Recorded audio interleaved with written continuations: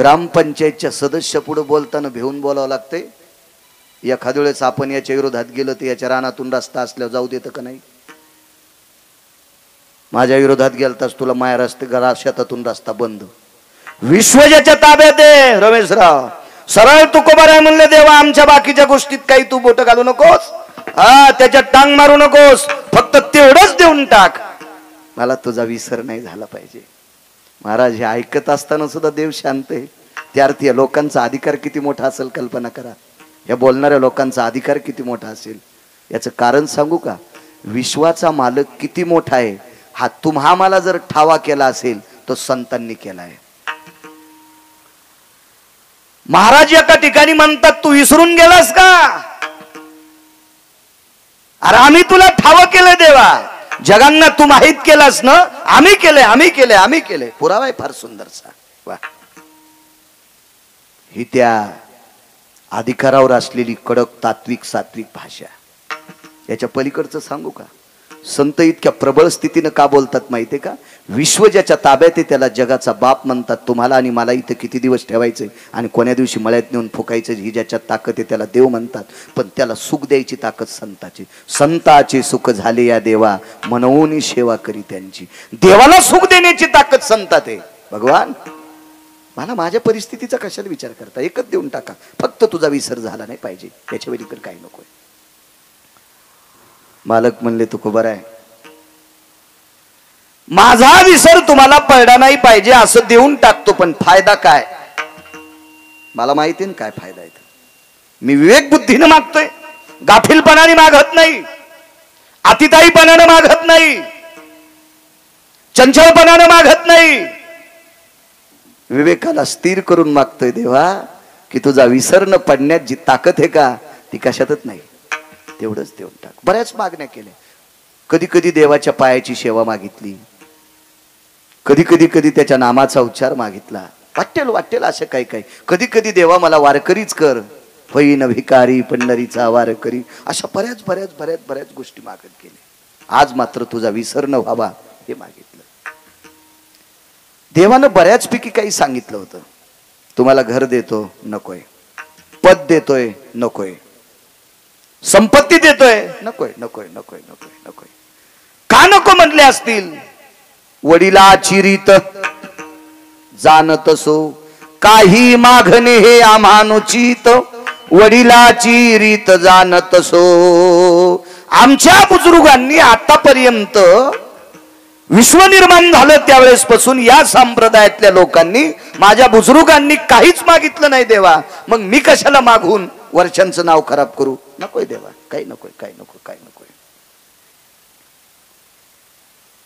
तुकोबरा एका वारकऱ्याचं चरित्र देवाला सांगतात. का मागितलं नाही तुकोबरायने? वडिलाची रीत जाणत असो. अंगद नावाची व्यक्ती त्रेतायुगात होऊन गेली. फार चतुर, सात्विक, सदाचारी, पुण्यशील, कर्तव्य दक्ष नावाची एक व्यक्ती होती अंगद. अंगद तसा योनीनं पशु योनीत होता, वानरांच्या योनीत होता. पण एवढा कर्तव्य दक्ष अंगद, एवढा कर्तव्य दक्ष अंगद, पंढरपुरातल्या मालकांनी 7व्या अवतारात त्रेतायुगात आपल्या पक्षाचा सेनापती पद अंगदाला देऊन टाकलं. एवढ्या अधिकाराचे अंगद होते. आणि ती पूर्वजाचा इतिहास तुकोबाराय देवा पुढे मांडतात. मला बाकीच्या कारणात गुंतू नको, मी मागतोय तितकं देऊन टाक. या अंगदाला पंढरपुरातल्या मालकांनी लंका देऊ केली. लंका, त्या लंकेमध्ये 7 कोटी घर सोन्याचे होते. 7 कोटी.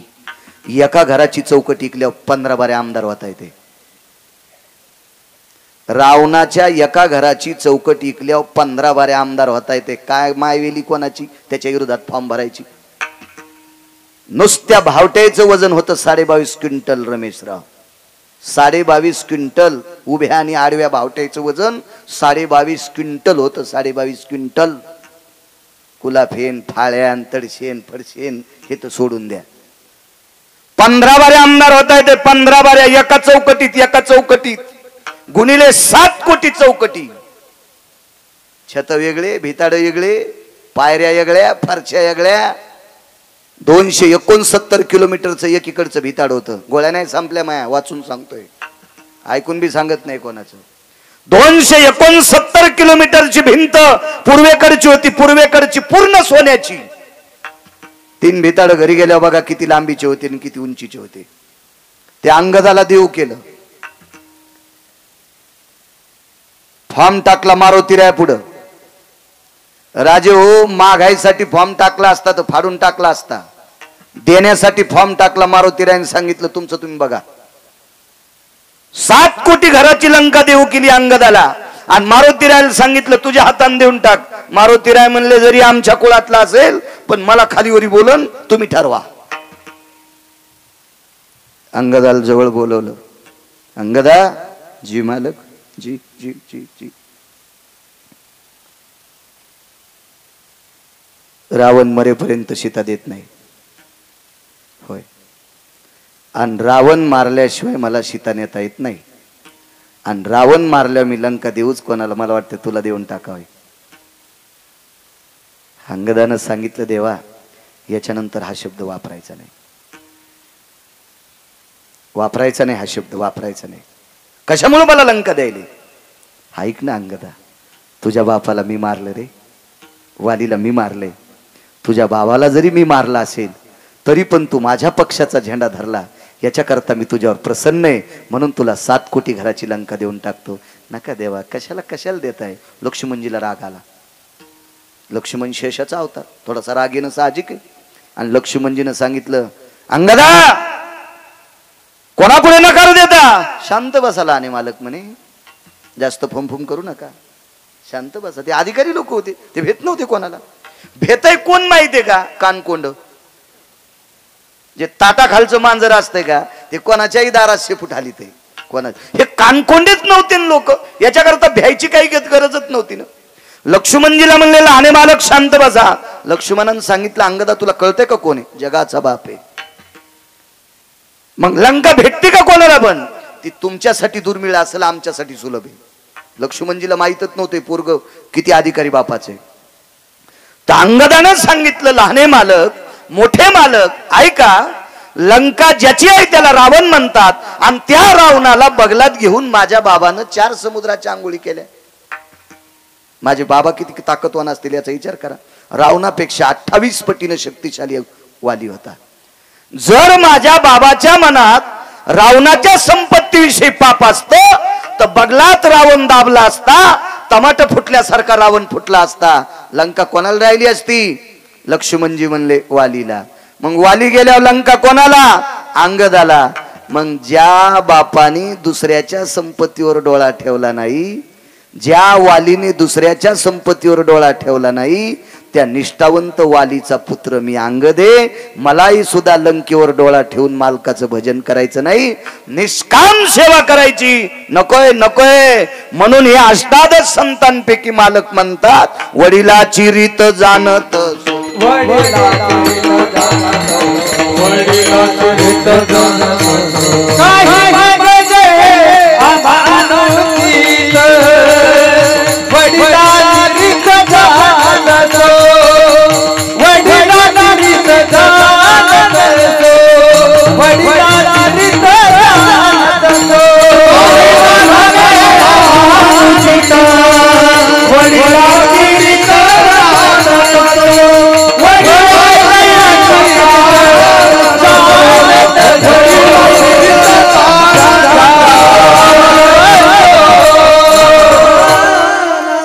मागच्या लोकांनी आतापर्यंत काही मागितलं नाही भगवान या आर्थिक व्यवस्थे बाबतीत. मग मला कशाला बुडवता? मला फक्त एक देऊन टाका, तुझा विसरण व्हावा. मग काय माझा विसरण पडण्यात तो कोबार आहे? तुम्हाला काय साध्य होणार आहे? ऐका देवा, द्वापार युगामध्ये पांडवांचं कौरवाचं वैर झालं.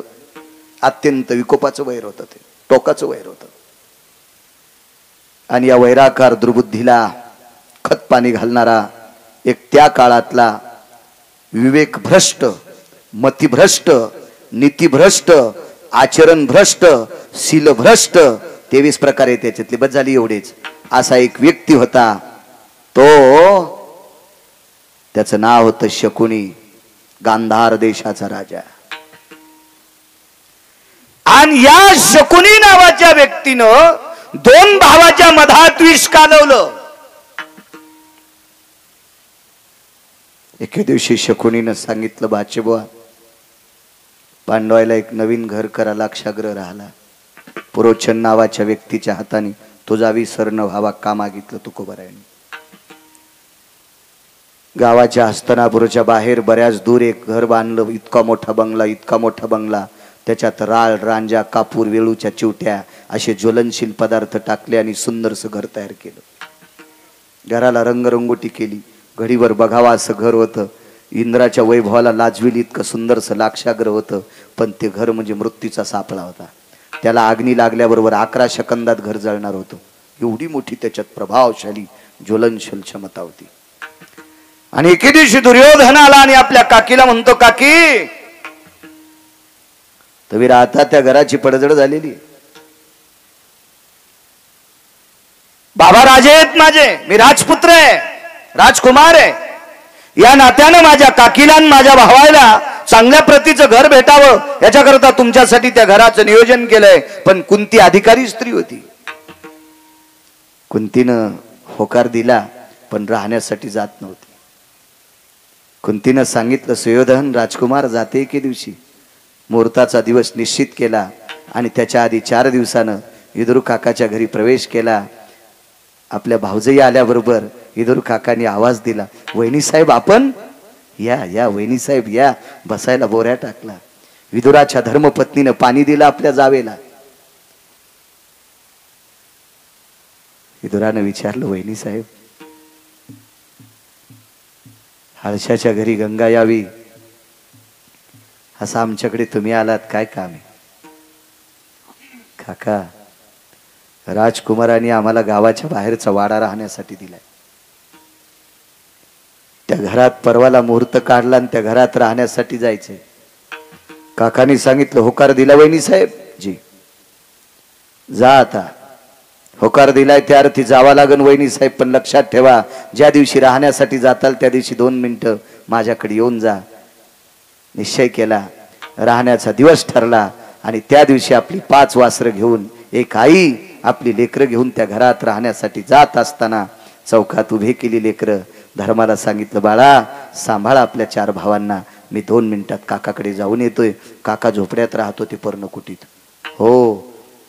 धृतराष्ट्र मृत्यू पावल्याच्या नंतर 1250 वाड्याचा मालक, 1250 वाड्याचा मालक. हो. 1250 वाड्याचा मालक. पण झोपड्यात राहत होता 12 वर्षाच्या झोपड्यात. विरक्तातला आरूढ व्यक्ती. राजकारणातला 2 नंबरचा डॉन होते विदुर काका. राजकारणातले 2 नंबर. पृथ्वीवर जितके देश आहेत का, एकाही देशामध्ये विदुरासारखा 2 नंबरचा डॉन जन्माला आला नाही. ते विदुर काका होते. महाराज पंढरपुरातला मालक राजकारणातला 1 नंबरचा डॉन होता. पण विदुराला राजकारणातले पाडे विचारल्याशिवाय राजकारणातला पाऊल पुढे टाकत नव्हता. देवानं विदुराला राजकारण विचारावा एवढा टोकाचा राजकारणी होता रमेशराव, एवढा टोकाचे. आणि त्या विदुर काकानी आपल्या भाऊजाईला एक प्रतिमा दिली. वहिनी साहेब ह्या प्रतिमेचा विसर पडू देऊ नका, तुम्हाला चिंता नाही. पदरात ती प्रतिमा बांधली आणि लाक्षागृहात राहायला गेले. कोनाड्यात वस्त्र टाकलं. त्या वस्त्रावर ती प्रतिमा अधिष्ठित केली आणि आपल्या बाकीच्या नित्य व्यवहाराला सुरुवात झाली. एका व्यक्तीनं प्रश्न केलता, घराला अग्नी लागल्यावर 11 सेकंदात जर घर जळत असेल तर मग कुंती स्वयंपाक कुठं करत असेल? प्रश्न गोड आहे, गोड प्रश्न आहे. महाराजाच्या नाकात वारं नाही घुसायला पाहिजे असं काही विचारल्यावर. घराला अग्नी लागल्यावर जर 11 सेकंदात घर पेटत असेल संतोष बुवा, तर मग स्वयंपाक कुठं करत होते? तर त्या घराला तळमजला होता. म्हणून राहत्या घराला वास्तुशास्त्रानुसार तळमजला निषेध असतो असं वास्तुशास्त्र सांगते, गिरगावकर सांगत नाहीत. आणि वास्तुशास्त्र काय गिरगावकराच्या घरातल्या लोकांनी लिहिलेलं नाही. तुम्हाला जरी पटत नसेल तर ज्यानं लिहिलंय त्याची सोय पहा. विठाला विठाला विठाला.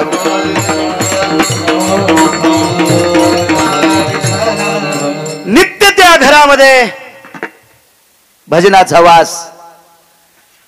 पहिला दिवस त्या घरामध्ये देवाचं अधिष्ठान प्राप्त केलं. स्वयंपाक आटपला, देवाला नैवेद्य ठेवला, आपल्या वासरांना जेव घातलं, स्वतः जेवण केलं. पहिली रात्र आहे. लेकरं तिथं झोपलेली आहेत. भिंतीला टेकन देऊन त्या प्रतिमेकडे पाहत होती, तुझा विसर न व्हावा. पहिला दिवस रात्रीचे मध्ये 1-1:30 वाजला. त्यावेळेला खिडकीतून पुरोचन नावाचा व्यक्ती पाहत होता. बाई जागी आहे. पहिला दिवस त्याचा मातीत गेला. दुसऱ्या दिवशी कुंती जागते, तिसऱ्या दिवशी कुंती जागते, चौथ्या दिवशी कुंती जागते, पाचव्या दिवशी कुंती जागते. दुर्योधनानं पुरोचन नावाच्या व्यक्तीला सांगितलं, बेट्या आज सकाळी आमची चुलती, आज संध्याकाळी आमची चुलती आणि माझे 5 भाऊ जर वाडा जळून जर नाही मारलेस तर तुझा संसार जाळून टाकील. त्यानं सांगितलं, मालक मालक मी रोज रात्री मध्यरात्री मशाल घेऊन वाडा पेटवायला जातो, पण बाई झोपतच नाही. बाई झोपत नाही. करत काय होती माहितीये? कोणाड्यात ठेवलेल्या प्रतिमेचं चिंतन करत होती. नित्य त्याच्याकडे पाहत होती. त्याचा विसरच पडू देत नव्हती. 6वा दिवस उजळला. 6व्या दिवशी कशीबशी जागली. 7व्या दिवशी कुंतीच्या लक्षात आलं, आजची रात्र आपण जागू शकत नाहीत, जागू शकत नाही. तुझा अविसर न व्हावा. का मागतात तुकोबाराय? कशा करता तुकोबाराय म्हणले, देवा फक्त तुझा विसर नाही झाला पाहिजे एवढं देऊन टाक. 7व्या दिवशी सकाळी उठल्या. झोपायचा प्रश्नच नाही. उठली लेकरं, स्नानं आटपली, नित्यकर्म आटपला, देवतार्चन सर्व आटपलं. स्वयंपाकाला लागल्या. कुंतीला 9 दाशा दिलत्या. 9 दाशा होत्या कुंतीच्या ताब्यात. 9.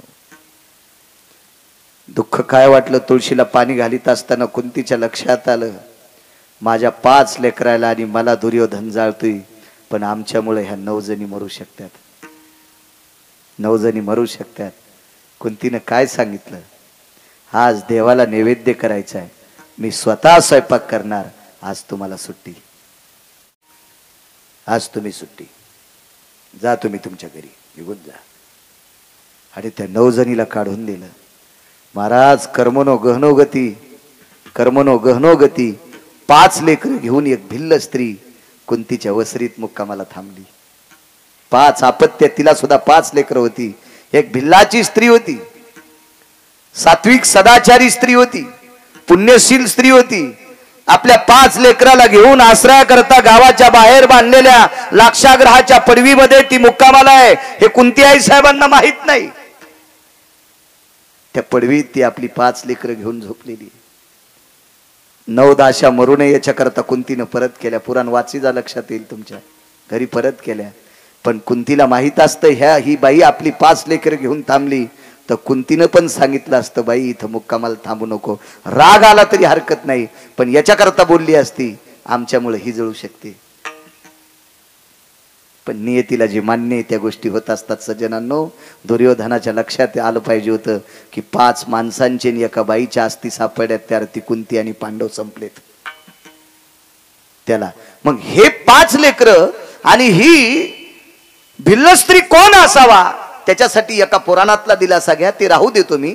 हे ऐकल्याच्या नंतर रिॲक्शन होईल, कारण सगळ्या गोळ्या एकट्या घेत नसतात. विठाला विठाला विठाला विठाला.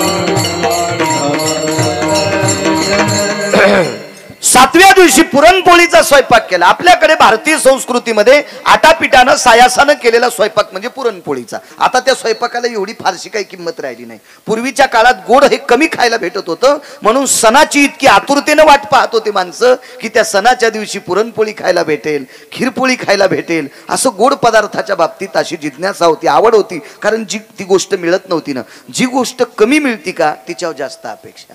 मेथीची भाजी सुरुवातीला 25 रुपयाला जुडी असली की जास्त खावा वाटती, आणि 5 रुपयाच्या 5 जुड्या असल्या की बाया चिरून वाळू घालतात वड्यात टाकायला. हा निसर्गाचा नियम आहे. निसर्ग.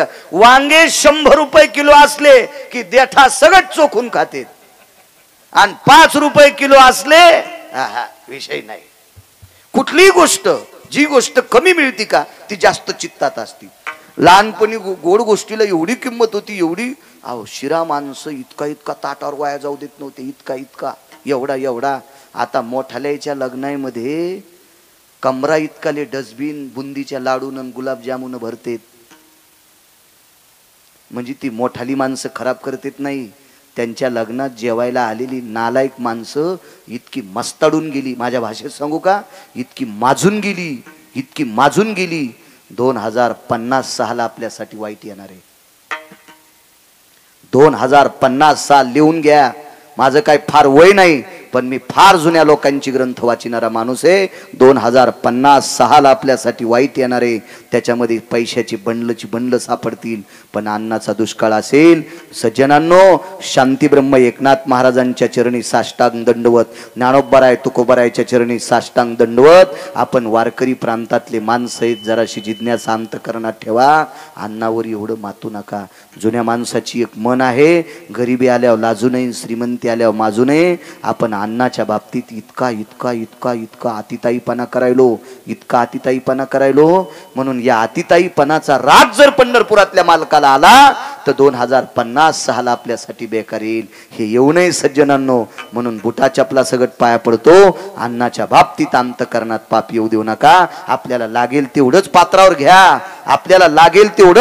घ्या, जेणेकरून या पापाचे पडसाद उद्या आपल्या चिल्या पाल्याला फेडण्यासाठी येऊ नये. याच्याकरता जुन्या लोकांनी सुद्धा हे अंतःकरणात ठेवा. विठाला विठाला विठाला. पुरणपोळीचा स्वयंपाक केला, देवाला नैवेद्य ठेवला. देवाला नैवेद्य ठेवत असताना त्याच्या डोळ्यात डोळे घालून बघितले नाही, कारण पोळ्या त्याला केल्याच नव्हत्या. कोणाला केलं त्या लक्षात घ्या. 5 लेकरं जेवायला बसली. 5 लेकरं जेवायला बसली. बेस कमी करा दादा. तुपाच्या वाट्या भरून ठेवल्या तिघायला. धर्म, भीम आणि अर्जुन. इको पण कमी. आणि दोघांना पुरणपोळ्या तुपात चुरून दिल्या. चुरून दिल्या. कोणाला माहिती? नकुल आणि सहदेवाला. कारण हे 3 कुंतीचे होते आणि 2 माद्रीचे होते. माद्री जात राहिली होती. कुंतीच्या लक्षात आलं, नियतीने आपल्याला मदत करावा, नियतीने म्हणावा पोटच्या लेकरापेक्षा सवतीच्या लेकरावर जास्त प्रेम करती, असं नियतीने म्हणावं, लोकांनी नाही म्हणावं. इतकी जिज्ञासा कुंतीच्या अंतःकरणात होती. 5 मुलांना गावरान तुपाचं भोजन दिलंय, पुरणपोळीचं. नकुलानं विचारलं, आई आज काही सण आहे? आज काही पर्व काळ आहे? भगवंताचा जन्मदिवस आहे? एखाद्या संतांचा जन्मदिवस आहे? नाही बाळा. मग का पुरणपोळ्या केल्यास ग? बाळा, आपल्या घरात मांडलेल्या कोनाड्यामध्ये एक प्रतिमा आहे. ती जगदानंद कंद जगतपती द्वारकाधीश कृष्ण परमात्म्याची प्रतिमा आहे.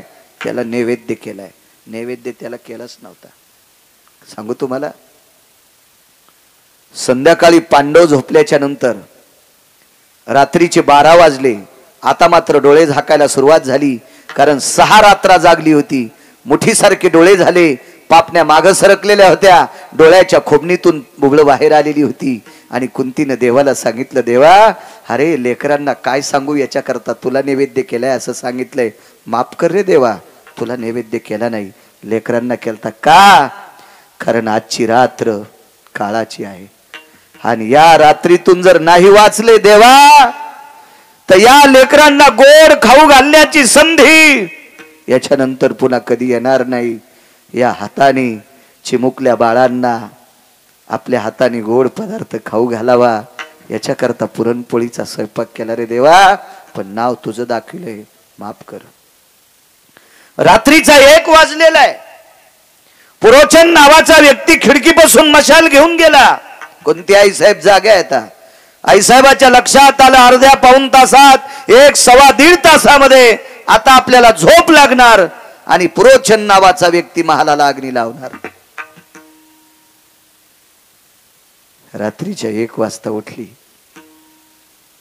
कोनाड्यात ठेवलेल्या प्रतिमेपाशी गेली. देवा, आतापर्यंत तुला अंतःकरणात ठेवलंय, तुझा विसर पडू दिला नाही. आता शक्य नाही रे देवा, आता शक्य नाही. देवा, मला नेलंच तर ने रे, त्याबद्दल दुमत नाही. माझी वासर वाचव रे देवा, या वंशाचे दीपक आहेत रे, माझ्या वासरांना वाचव रे देवा, वाचव माझ्या वासरांना. देवापाशी आपली व्यथा सांगितली. लेकरांच्या उशाला भिंतीला टेकन देऊन बसली. मनात काय आलं देव जाणे. 5 पैकी दोघांची चेहरे उघडली. धर्म भीम अर्जुनाचे चेहरे झाकलेली आहेत. नकुलाचा आणि सहदेवाचा चेहरा उघडा केला आणि पुन्हा एकदा त्या प्रतिभेपाशी आली. देवा, मला आणि 5 लेकराला वाचवायला जर तुला जड जात असेल ना, मला आणि माझ्या 5 लेकराला वाचवायला तुला जड जात असेल ना देवा, तर याच्यातून सूट देते, मला मार. धर्म भीम अर्जुन मार. पाय धरते रे तुझे देवा, तुझ्या पायावर विनंती करते रे. नकुलाला आणि सहदेवाला मात्र मारू नकोस, दोघायला वाचव. साष्टांग प्रणिपात केला आणि भिंतीला टेकन देऊन बसली. शेवटचा प्रणाम केला. देवा, आता जागू शकत नाही, आतापर्यंत तुला स्मरणात ठेवले.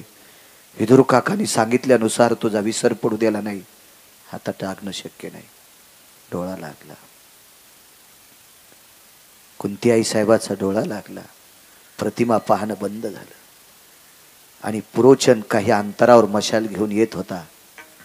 हे द्वारकेतल्या मालकाच्या लक्षात आलं. आता काही वेळाला जर पुरोचन पोचला आणि कुंती झोपलेली अशी जर कळालं तर लाक्षागृहाला आग लावणार आणि काही सेकंदात पांडव आणि कुंती जाणार. रात्रीच्या 1:30 पावणे 2 वाजता जागे झाले. जगाची मालकीन रुक्मिणी आई साहेब उठून बसल्या पायथ्याला. काय प्रभू? काही नाही. भालदार झोपदार जी, सुदर्शन घेऊन या. रात्रीच्या समयाला देवघरात सुदर्शन असायचं.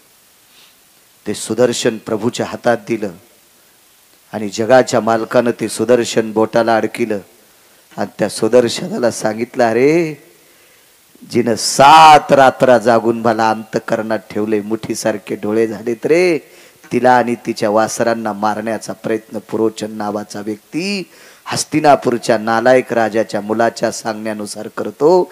गांधार देशाच्या हलकट राजाच्या सांगण्यानुसार करतो. जयद्रथासारखा मूर्ख व्यक्ती त्याच्या सांगण्यानुसार करतोय. दुःशासनासारख्या दुर्जयी माणसाच्या म्हणण्यानुसार करतोय. पण लक्षात ठेव रे सुदर्शना, वाचो. चक्रा मार के धरनी फोडी, लाखा जोर में पांडव बैठे, गुप्त आग लगाई, बिगरी किने बजाई, नाथ मोरे बिगरी किने बजाई. ते सुदर्शन सोडलं. ज्या ठिकाणी कुंती आणि पांडव आहेत त्या ठिकाणी भुयार पडलं. नर्मदेच्या तीरावर पांडव आणि कुंती घेऊन गेले आणि लाक्षागृह जळालं. सकाळी दुर्योधनाच्या लक्षात आलं, आपली काकी आणि आपले 5 भाऊ वारले, पण आस्ती कुठे येता? एका बाईच्या बांगड्या सापडल्या भाऊ. त्या भिल्ल स्त्रीच्या बांगड्या होत्या आणि 5 अपत्यांच्या अस्थी सापडल्या. लक्षात घेतल्या बांगड्या कुंतीच्या असावा आणि या 5 मुलांच्या अस्थी सापडल्या या पांडवांच्या असावा. बुजदिल दुर्योधनानं, नालायक दुर्योधनानं, निर्बुद्ध विचाराच्या दुर्योधनानं आपली चुलती आणि आपण भाऊ मृत्यू पावल्याच्या नंतर दिवाळी साजरी केली. या भारत देशातल्या 14 नालायकापैकी एक दुर्योधन नालायक होता. रक्ताच्या नात्यातली संपल्याच्या नंतर दिवाळी साजरी करतो इतका नालायक दुर्योधन होता. पण महाराज, ती पांडव नव्हते, एका साध्या स्त्रीची लेकर होते. एका गरीब स्त्रीच्या अस्थी होत्या, तिच्या बांगड्या होत्या, तिच्या बांगड्या होत्या. चला तिकडे पोचले. या मुद्द्यावर अभंगावर माझे तुकोबाराय म्हणतात, देवा अरे ज्याला संध्याकाळचा ठिकाणा नाही तो रातच्या झोप मोडून उठत नाही. रातच्या झोप मोडून मला फीस कमी करायची होती, शिकायला होतो मी 7वी पर्यंतच शिकलो.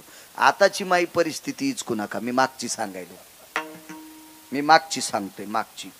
तर एका त्या फॉर्मवर सरपंचाचा शिक्का आणि सही लागते ते फीस माफ करण्यासाठी. त्याला कोणता फॉर्म म्हणते सांगता येईल का? ABC form. वा वा. त्या फॉर्मवर सही घ्यायची. मग सकाळी सकाळी सरपंचाच्या घरी गेलो तर 9 वाजलेले होते. 9 वाजता गेल्यावर सरपंचाची बायको लेंड्या झाडू लागली. 5-6 शेपुड्या होत्या लिंबाखाली बांधलेल्या आणि लेंड्या झाडू लागली. तर मी म्हणलं, बाई बाई दादाला बोलायचं. इतक्या सकाळी थुत्र घेऊन चालतात, 9ला सकाळ असती. झोपू गिपू देतात का नाही? काय गुत्त घेतलं गाव ते ना. आणि हिच्या नवऱ्याला एकच बूट, रात्री एक हार पिलता, दारापुढे एकच दिसू लागला. तर त्याची बायको इतकी आयटीत आलेली, 11 वाजता 11 वाजता गेलो तर ते घरी नाही, ते घरी नाही, ते घरी नाही. संध्याकाळी गेलो, संध्याकाळी तर ते त्याचा दरुजा पुढून होतं, मागून भीतीला टकरा घेऊ लागलं. ए उघडणं दरुजा, उघडणं दरुजा, मागून भीतडाला. हो, तर ते काय शिका हाणणारे त्या टायमाला एबीसी फॉर्मवर. माझ्या लक्षात आलं आपला फॉर्म बी चुरगाळून टाकीन, याला सकाळी भेटू. पुन्हा दुसऱ्या दिवशी सकाळी गेलो, दुसऱ्या दिवशी सकाळी तर त्याच्या बायकोने इतकं धुन केलं, इतकं धुन केलं. तिनं धुन केल्या. मी म्हणलं आपल्याला शिकायचंच नाही, इमानदारीनं शिकलोच नाही, शिकलोच नाही. इतका बिना आकली तिचा नवरा. तर त्या बाईनं मला इतकं धुन केलं, नकोच म्हणलं देवा, आपल्याला 7वीच्या पुढे शिकायचंच नाही. ही इतकी धुन कायली तर पुढे शिकल्यावर कोणी धुन केल्यावर करावंच काय. माझे तुकोबर आहे म्हणतात देवा, गिरगावच्या बाळ्याला लेंड्या झाडणार बाईनं इतकं धुन केले, बुट हरपून येणाऱ्या नवऱ्याला ती उठीत नव्हती. हे सगळे कोण्या दिवशी बटन दाबून मारायचे ते तुमच्या हातात हे देवा. आणि तू रात्री 1:30 वाजता उठून पांडवांना वाचिलस, काय गरज होती देवा तुला? तर विटेवरच्या मालकाच्या डोळ्यातून पाणी आलं आणि तुकोबरायच्या हृदयाला मिठी मारली आणि मानावर मान टाकली. तुकोबराय 7 रात्र जागून माझा विसर पडू दिला नाही. आणि ती पांडवांनी कुंती जळाली असती तर मला करुणेचा सागर नाव हे पुसून टाकलं असतं, पुसून टाकलं असतं. दयेचा सागर, करुणेचा सागर हे नाव डांबरानं पुसून टाकलं असतं. मग ऐका देवा, तुमचा विसर न पडल्यामुळे जळत्या लाक्षागृहातून पांडवांनी कुंती वाचवता, ही तुमचा विसर न पडण्यात ताकद आहे. मग मला तरी दुसरं देताच कशाला, म्हणून पहिलं कडवं.